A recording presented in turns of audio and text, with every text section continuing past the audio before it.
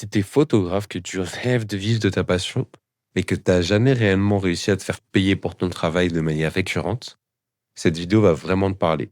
Parce que j'ai créé une méthode simple que j'utilise avec mes élèves pour les faire passer de zéro client à leurs premiers 500 euros par mois avec la photo, parfois 800, 1000 et plus. Sans studio, sans réseau, sans faire de pub et sans se sentir commercial qui se détache de sa passion pour l'art qui est la photographie. Et cette méthode, elle s'appelle la méthode capture. Et je vais t'expliquer comment elle fonctionne concrètement. Donc déjà, si tu es photographe que tu veux vivre de ton art, n'hésite pas à t'abonner à cette chaîne YouTube parce que toutes les semaines, je te poste 3 vidéos qui te permettent de transformer ta passion en source de revenus et qui te permettent de t'épanouir plus globalement dans ta passion. Donc, le constat qu'on fait aujourd'hui, c'est que la majorité des photographes ils galèrent à se lancer. Ils ont du talent, pas de plan. Et on a tous, en fait, ces blocages en tant qu'artiste.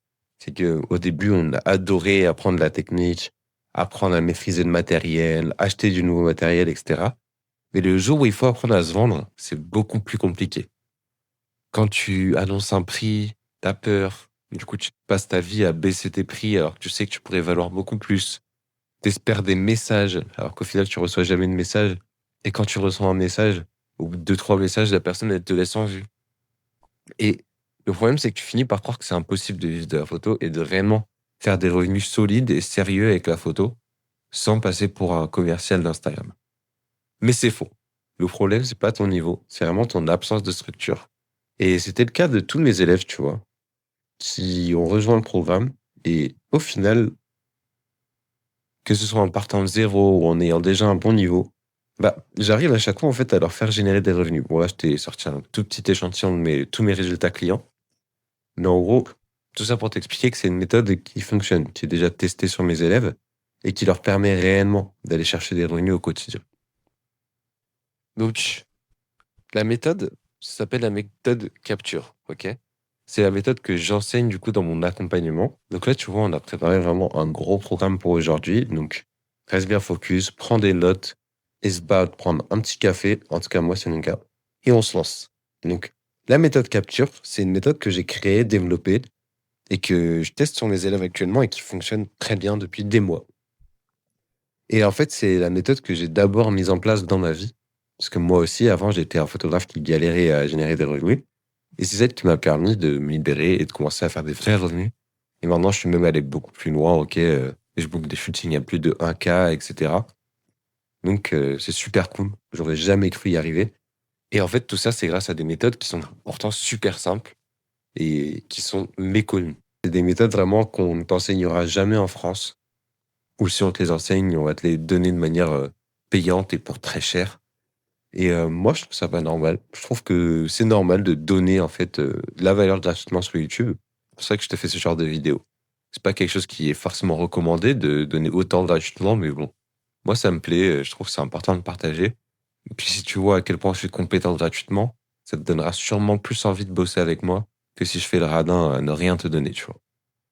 Donc, la première étape de la méthode capture, ça va être de trouver ton positionnement. Le but, c'est de savoir à qui tu t'adresses. Parce que tu peux pas plaire à tout le monde, ok? Le problème qu'ont beaucoup de photographes, c'est qu'on a l'impression que si on ne plaît pas à tout le monde, ça veut dire que notre art ne plaît pas à tout le monde, ça veut dire que notre art déplaît à certaines personnes. Et ça, c'est quelque chose qui est très désagréable pour nous. Et sauf qu'à partir du moment où tu sais à qui tu t'adresses, que tu identifies ton style de photo et ton message, que tu commences à devenir reconnaissable et que tu te définis une catégorie, et ben là, tu vas commencer en fait à parler à un certain type de personnes qui vont beaucoup mieux comprendre ta communication, ton message et ton art, et qui auront beaucoup plus envie de bosser avec toi. Et c'est là où tu vas en fait sortir du problème de la photographie qui a un marché bouché ou saturé. Et pour t'expliquer ce concept-là, je vais t'expliquer le concept d'océan bleu et d'océan rouge. Donc, un océan bleu, c'est un business où il y a pas grand monde, où en mode, il y a pas beaucoup de clients non plus, mais il y a pas beaucoup d'offres. Donc, il y a un petit mec qui fait son business et qui réussit à avoir des clients une fois de temps en temps. Et un océan rouge, c'est un domaine où il y a énormément de clients, énormément de poissons. mais où il y a aussi énormément de pêcheurs, énormément de gens qui font leur business. Et du coup, c'est très compliqué d'avoir le moindre poisson. Par contre, si tu arrives à avoir des poissons, bah, il y en a beaucoup. Donc, tu sais qu'il y en a, tu vois. Et le but, ça va être de te créer, en fait, ton océan bleu à toi. Mais ce qui est pratique dans le business, c'est que c'est pas aussi binaire que océan bleu, océan rouge. Tu vas pouvoir te créer ton propre océan bleu dans un océan rouge. Par exemple, le marché des portraits, c'est un marché qui ressemble vraiment à ça. Il y a des milliards de photographes de portraits sur Instagram qui ont tous le même message. Je fais des portraits pour les émotions, je sais pas quoi.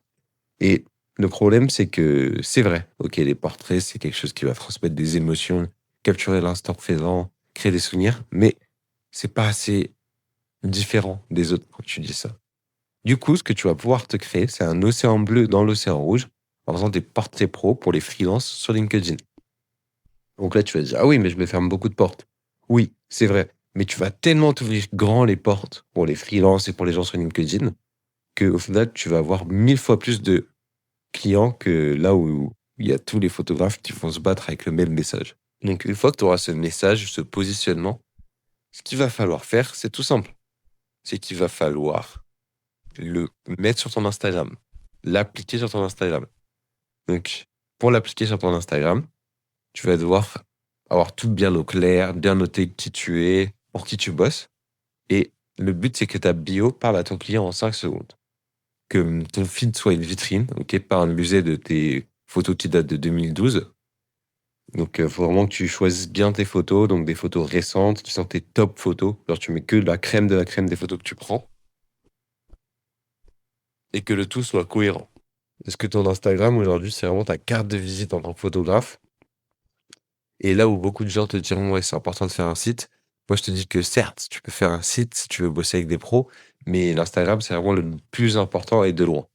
Donc là, je te donne l'exemple de mon Instagram qui me permet d'avoir des prestations photos, parce que j'ai un autre Instagram qui a, lui, 6500 abonnés, mais qui, lui, s'adresse aux photographes.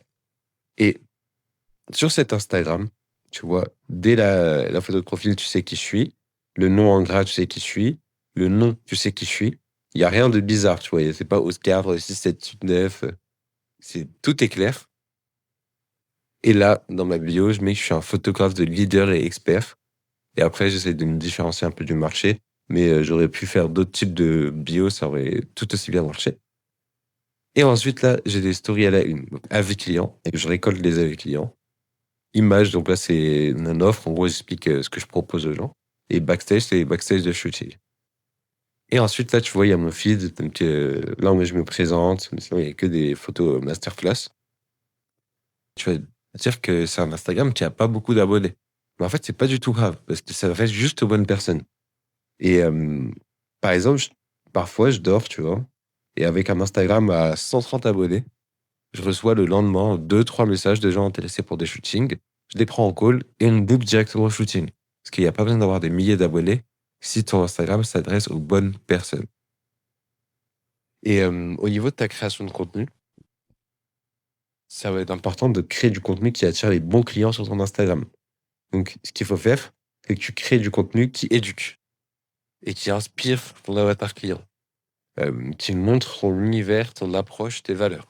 Il va falloir vraiment publier très régulièrement, que ce soit des stories et des posts, pour rester tout le temps dans l'esprit de ton prospect. On appelle ça top of mind.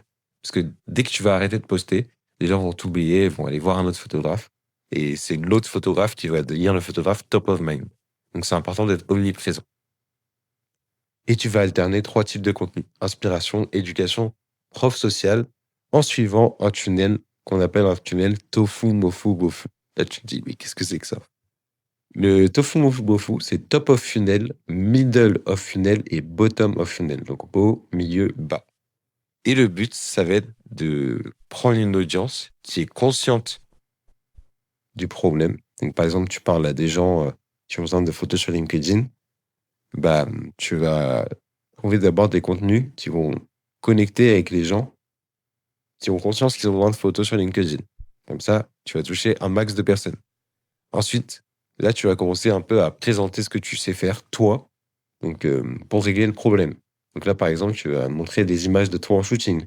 Tu vas parler d'un de tes clients, faire une étude de cas sur ton client. En tout cas, le but là, ça va être de vraiment faire en sorte que les gens considèrent ton offre en faisant de la connexion.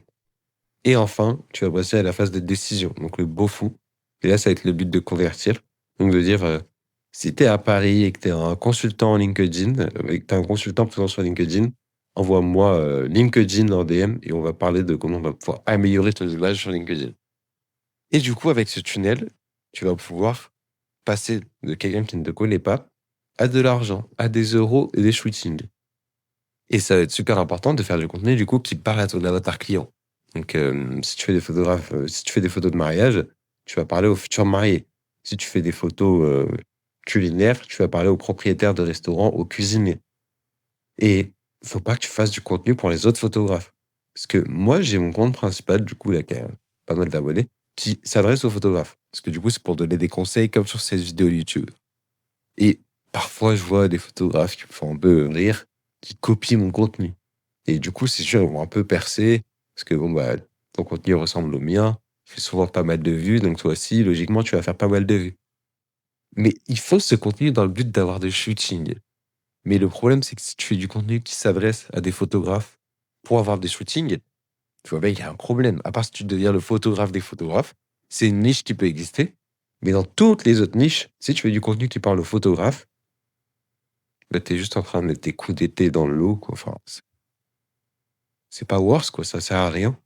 Donc vraiment, faut que tu te mettes maintenant à la place de ton prospect, de ton avatar client, de la personne avec qui tu as envie de bosser, et tu fasses du contenu, tu vas lui parler à lui.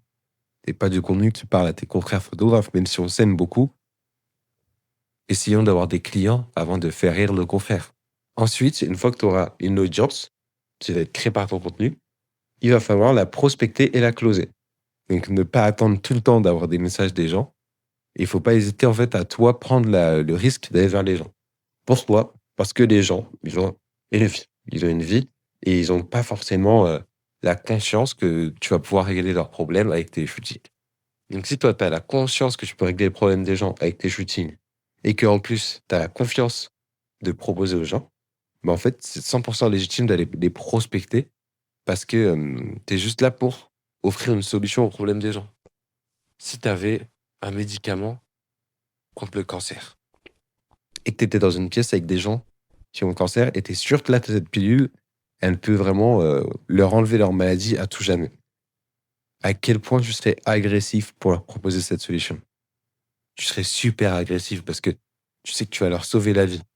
Donc, à partir du moment où tu es conscient et où tu as confiance en ce que tu proposes pour régler le problème des gens, c'est de ton devoir de régler le problème des gens. Et du coup, tu vas devoir les prospecter, leur proposer des discussions, te renseigner sur leurs problèmes, les relancer. Parce qu'en fait, c'est important de trouver des solutions aux problèmes des gens. Parce qu'encore une fois, tu vends pas des photos, tu vends une solution. Et pour ça, ce que tu vas devoir faire, c'est essayer de comprendre les besoins, proposer une solution et faire signer en confiance. Donc, étape par étape, ça va être d'envoyer des DM sur Instagram, donc pour préqualifier les gens, commencer à poser vite fait des questions pour savoir si la personne est relativement dans ton avatar client. Et ensuite, tu proposes un premier appel. Là, l'appel, ça va être vraiment un appel stratégique où le but, ça va être uniquement de diagnostiquer ton patient, de diagnostiquer les problèmes qu'il a dans sa vie et de comprendre là où tes photos vont pouvoir l'aider, que ce soit dans sa vie, son business, etc. Et une fois que tu auras fait ce R1, tu vas te surprendre en essayant pas de lui vendre tout de suite. Mais tu lui dis, bon, bah écoute, j'ai bien compris là où tu en es. Et ce que je te propose, c'est qu'on se fasse un deuxième appel d'ici 2-3 jours pour que je te propose les solutions les plus adaptées à ton problème. Du coup, entre-temps, je vais pouvoir vraiment te créer des offres adaptées, personnalisées. Et du coup, là, tu vas faire un appel où le but, ça sera par contre de closer et de lui faire signer un devis ou lui faire envoyer un premier acte. Et du coup, le système, c'est message, appel de découverte, appel pour signer et le client a payé. C'est aussi simple que ça. Mais il faut jamais hésiter à envoyer des messages au début. Et enfin, bien sûr, il faut savoir gérer l'expérience client. Tu as réussi à avoir un client, youhou, c'est cool, tu as fait de l'argent. Mais si tu veux que cette situation reste sur le long terme et que ce soit pas juste un moment, un momentum de quelques semaines, il faut que tu saches gérer l'expérience client. Parce que le shooting, c'est une expérience à des simples photos.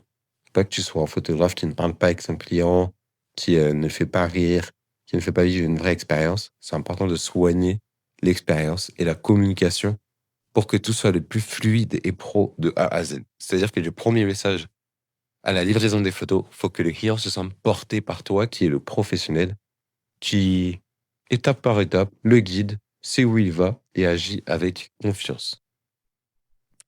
Et il faut vraiment que tu saches que si tu arrives à bien gérer cette expérience client, tu vas juste vivre dans un monde beaucoup trop simple. Parce que un client satisfait, il va t'en faire gagner trois. Parce qu'il va justement vouloir en parler, parler de l'expérience super qu'il a vécue.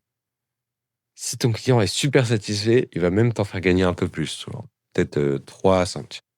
Par contre, si tu gères mal cette expérience client, un client insatisfait, il t'en fait perdre une douzaine. Parce que justement, un client insatisfait, il va beaucoup en parler et il va vraiment ruiner ta réputation. Donc vraiment, une bonne réputation, ça met des mois et des années à se construire et ça peut se détruire en 5 minutes. Donc vraiment, fais attention à ton expérience client. D'ailleurs, si tu en es encore là dans cette vidéo, tu es en train de me donner littéralement la ressource la plus précieuse que tu as, c'est ton temps. Et ça veut dire que tu es vraiment prêt à beaucoup pour devenir photographe pro, pour t'épanouir dans ta passion. Donc, ce que je t'invite à faire, c'est cliquer sur le premier lien dans la description où il y a une vidéo gratuite où je t'explique encore plus en détail le système capture et comment mes élèves, surtout, l'appliquent et pour décrocher leur premier shooting. Parce que c'est bien beau là de voir vraiment en théorie, mais dans la vidéo là, je t'explique vraiment en pratique comment ça fonctionne. Donc, c'est dans la description, premier lien, c'est 100% gratuit, t'inquiète pas. Donc, je t'invite à cliquer, rends-toi ce service et ça va vraiment changer ta vie et changer la manière dont tu vis ta passion. Clique sur le premier lien dans la description et on se retrouve de l'autre côté. Sur ce, on peut reprendre. Donc, vraiment, tu vois, aujourd'hui, mes élèves, ils appliquent ce système. Donc, avoir un positionnement, le décliner sur l'Instagram, sur une création de contenu, de la prospection et surtout avoir des shootings avec une expérience client optimale. Et ce système, ce qui est cool, c'est que vu qu'il finit par une expérience client optimale, il va juste ramener des nouveaux prospects. Vu que pendant que tu es en train de shooter, tu vas créer des vidéos backstage, créer du contenu, il va aussi réalimenter le contenu cohérent. Vu que quand tu es en shooting, tu vas pouvoir parler avec ton client, comprendre encore mieux ses problèmes, ça va réalimenter le positionnement. Pareil pour la prospection, ça réalimente le positionnement. Et en fait, tu te rends compte que la méthode capture, elle est incroyable parce qu'en fait, c'est quelque chose qui s'auto-alimente. Une fois que tu l'as enclenché, que tu as fait les premiers efforts, ça va s'auto-alimenter et juste jusqu'à la fin de ta vie, tu auras des clients qui te paieront pour ton talent et pour ta passion. Si tu veux faire partie des prochains photographes que j'accompagne avec la méthode capture au sein de l'accompagnement Pixel Pro, n'hésite pas à cliquer sur le premier lien dans la description où il y a une vidéo 100% gratuite où je t'explique comment ça fonctionne.